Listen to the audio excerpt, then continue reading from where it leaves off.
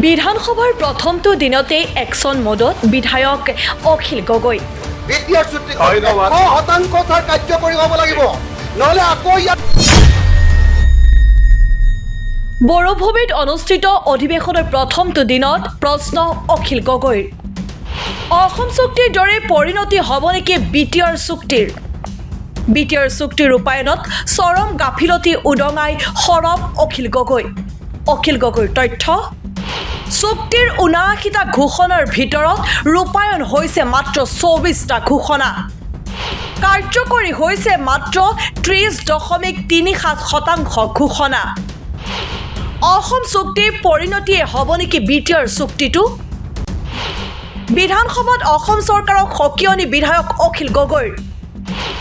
আকৌ যাতে আন্দোলনত নামিব লগা নহয় বড়োসকল। বিটিআৰ চুক্তিখনত সৰ্বমুঠ চৰকাৰে কৈছিলে যে 79টা আমি কাম বিটিআৰৰ কাৰণে কৰি দিম, 79টা কাম কৰি দিম। অলপ আগতে মই মুখ্যমন্ত্ৰী ডাঙৰীয়াৰ লগত কথা পাতিছিলোঁ তেতিয়া তেখেতে ক'লে যে অকল এটাহে কাম বাকী আছে, গোটেইখিনি কৰিলোঁ।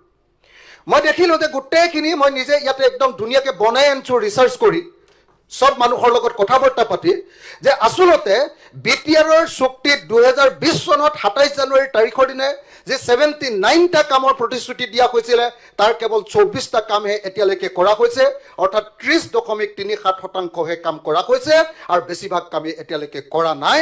মই ভাবোঁ যে অসম চুক্তিৰ নিচিনাকৈ আকৌ বিটিআৰ চুক্তি কাৰ্যকৰী কৰিব লাগে বুলি যাতে বড়ো মানুহে আন্দোলন কৰিবলগীয়া নহয়, আকৌ যদি বড়ো মানুহে হাতত হ'বলগীয়া নহয়, তাৰ কাৰণে এবছৰৰ ভিতৰতে বিটিআৰ চুক্তি 2020 চনৰ চুক্তিৰ 100% দফাসমূহ কাৰ্যকৰী কৰাৰ ব্যৱস্থা গ্ৰহণ কৰিব লাগে।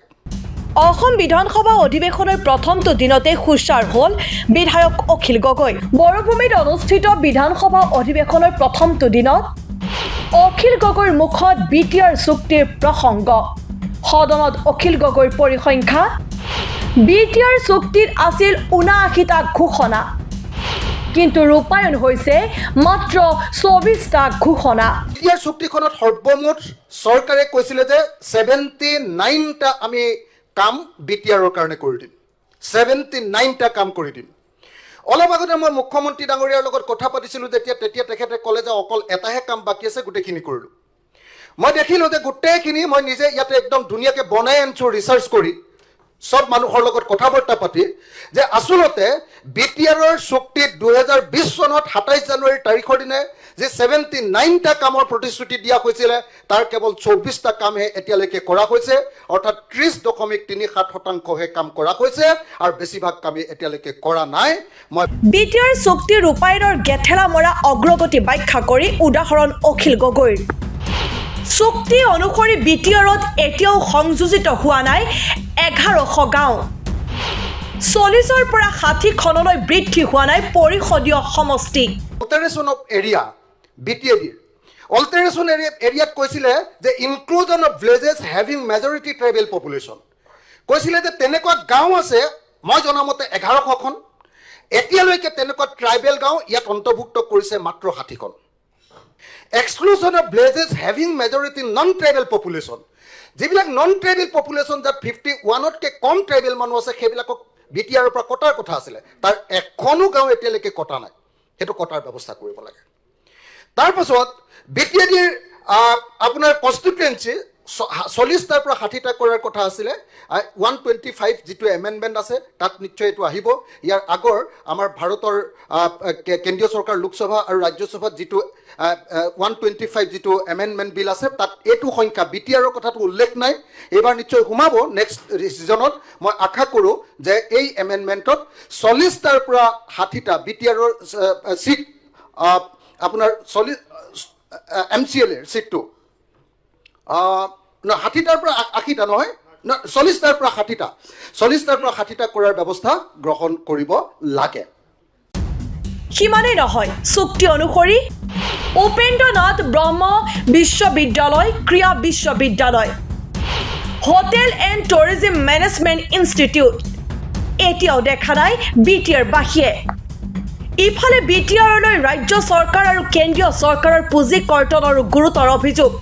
অখিল গগৈৰ দাবী যি সময়ত ৰাজ্য চৰকাৰে BTRৰ বাবে 1095 কোটি টকা ধাৰ্য কৰিব লাগে যদিও বৰ্তমান ৰাজ্য চৰকাৰে তাক 800 কোটি টকাতে সীমাবদ্ধ কৰিছে। চেন্ট্ৰেল গভৰ্ণমেণ্টে কৰিম বুলি কৈছিলে education and other important institution BTRৰ কাৰণে কৈছিলে যে Bodofa Upendranath Brahma central university at Barama এতিয়ালৈকে হোৱা নাই। নেশ্যনেল স্পৰ্টছ ইউনিভাৰ্চিটি হোৱা নাই sir.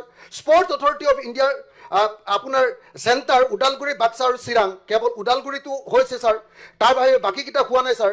Institute of livelihood management Tangla সেইটোও হোৱা নাই sir. North East regional institute of medical science at Roumari এইটোও হোৱা নাই ছাৰ।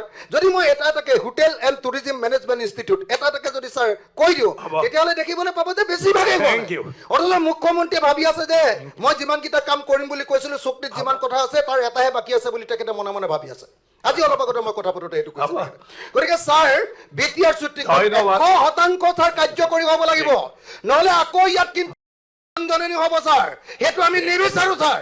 সেইকাৰণে 100% ছাৰ 100% ছাৰ ইয়াত আলোচনা কৰিছে আপোনাৰ সাজেশন সেইকাৰণে 100% আপোনাৰ সাজেশনটো দিয়ক যে BTRটো যদি সঁচাকে ভালকে কাৰ্যকৰী হ'ব লাগে তেতিয়াহ'লে ফাণ্ড পজিশ্যনটো বাঢ়িব লাগে।